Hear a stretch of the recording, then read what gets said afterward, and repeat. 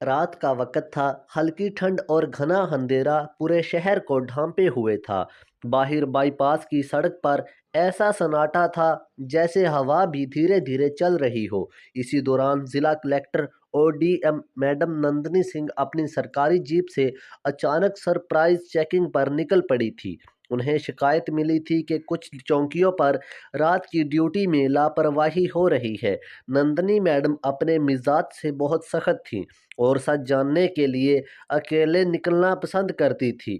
ان کے ساتھ صرف ڈرائیور اور ایک گارڈ تھا۔ قریب 1:30 بجے ان کی جیپ چوکی نمبر 7 کے سامنے رک گئی۔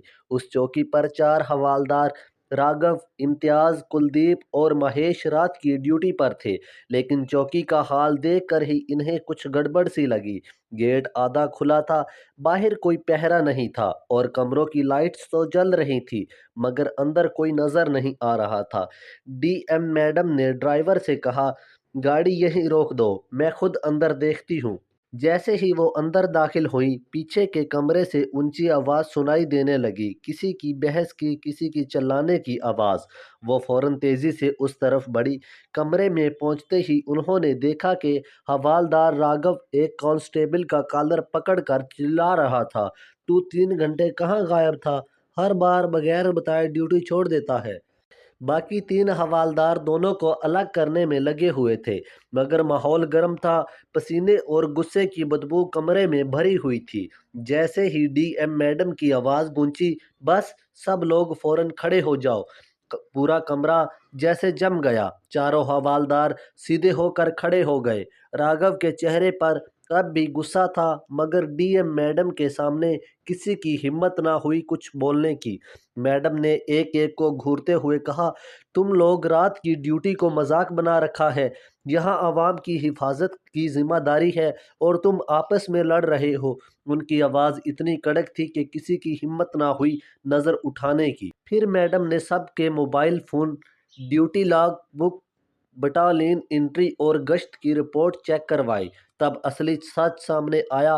پچھلے 10 دنوں سے چوکی کی رات والی ڈیوٹی آدھی چل رہی تھی، کبھی 3 گھنٹے کا گیپ، کہیں بغیر گشت کیے رپورٹ بھر دینا اور کئی بار ڈیوٹی چھوڑ کر باہر چلے جانا۔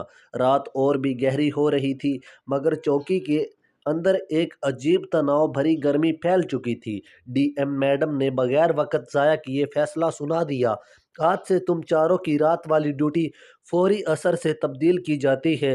کل صبح انویسٹیگیشن کمیٹی آئے گی اور جو کانسٹیبل بغیر بتائے غائب ہوا تھا اسے سسپینشن لیٹر جاری کیا جائے گا۔ چاروں حوالدار سختی میں آ گئے۔ انہیں یقین نہ آیا تھا کہ رات کے اس پہر کوئی انہیں پکڑ لے گا، وہ بھی خود ڈی ایم میڈم۔ مگر اس رات نندنی میڈم نے ان کی پوری ترتیب ہلا دی۔ یہ معائنہ ایسی خبر بن گیا جو اگلے دن پورے ضلع میں آگ کی طرح پھیل گیا۔ جب میڈم جیپ میں بیٹھی تو ڈرائیور نے دھیرے سے پوچھا، میڈم رات کافی بھاری تھی، سب ٹھیک ہے؟ میڈم باہر اندھیری سڑک کو دیکھتے ہوئے شانتی سے کہا، غلطی چاہے دن میں ہو یا رات میں، اصلاح ضروری ہوتی ہے۔ جیپ دھیرے دھیرے اندھیری سڑک پر آگے بڑھتی چلی گئی۔ اس رات لیا گیا ایک سخت فیصلہ اگلے دن پورے شہر کی ہوا بدلنے والا تھا۔ تو دوستو، کیسی لگی آپ کو یہ کہانی؟ ایسی اور مزید دلچسپ ویڈیوز دیکھنے کے لیے سبسکرائب کریں مائی YouTube channel mystery for ever.